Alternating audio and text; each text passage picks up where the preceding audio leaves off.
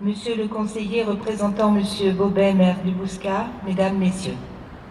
Ce jour est l'occasion d'une cérémonie particulière pour un événement qui ne l'est pas moins. Aujourd'hui, ce 19 mars, est une journée de souvenir pour les victimes de la guerre d'Algérie. Elle est en ce sens un moment dédié à ceux qui ont souffert, à ceux qui ont été durablement marqués par les affronts d'une guerre qui n'en avait pas le nom. Combien sont-ils, dans un camp ou dans l'autre, à être tombés sans forcément connaître la raison profonde de ce conflit? Combien sont-ils à avoir été abattus au sortir de leur jeunesse? Combien de familles, à Bruges, ont perdu un fils auquel l'avenir tendait les bras? La reconnaissance de cette date est une première réponse de la nation à ces questions. Nos enfants sont morts pour la France, morts pour la paix, et non plus de simples victimes de troubles populaires dans un département français. Je veux saluer l'insistance et la sagesse des fédérations de combattants qui auront permis cette reconnaissance et surtout la pacification d'un désaccord trop longtemps entretenu pour des raisons historiques contestables. Je le dis avec conviction, le 19 mars avait légitimement le droit à être reconnu car il était porté par ceux qui, sur le terrain, avaient combattu, tutoyé la mort. Le reconnaître était une preuve de sagesse. Le reconnaître était la forme la plus aboutie du respect de leurs camarades de combat morts sur le front.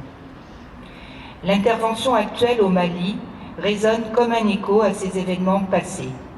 Notre pays a considérablement mûri dans son approche de l'Afrique. Nous avons désormais une relation de partenaire. Et je veux saluer les militaires actuellement sur le terrain malien en mission pour libérer les territoires d'un pays ami occupé par les milices terroristes et éliminer tout risque pour l'Europe. Nous ne pouvons pas avoir la prétention de croire que les problèmes de l'Afrique ne sont pas les nôtres. Nous ne pouvons pas avoir l'arrogance de penser que les événements de ce continent ne nous concernent plus. La déclaration du général de Gaulle de juin 1958 contenait en germe ce qui fait aujourd'hui notre ligne de conduite.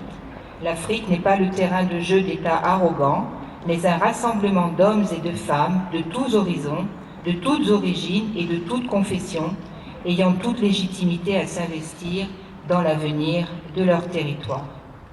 Ce que nous retenons de cette commémoration, c'est que les jeunes, dont nous célébrons aujourd'hui le souvenir, ne sont pas morts pour rien. Leur disparition aura nourri le nécessaire respect qui doit guider les relations internationales, la tolérance qui doit diriger tout échange entre pays, le sens des valeurs dont la patrie des droits de l'homme se veut l'éternel porte-drapeau. Comme chaque soldat dont ils ont aujourd'hui le courageux statut, leur mort aura inspiré la paix. Et c'est ce terrible sacrifice que je veux saluer avec la plus grande humilité. Je vous remercie.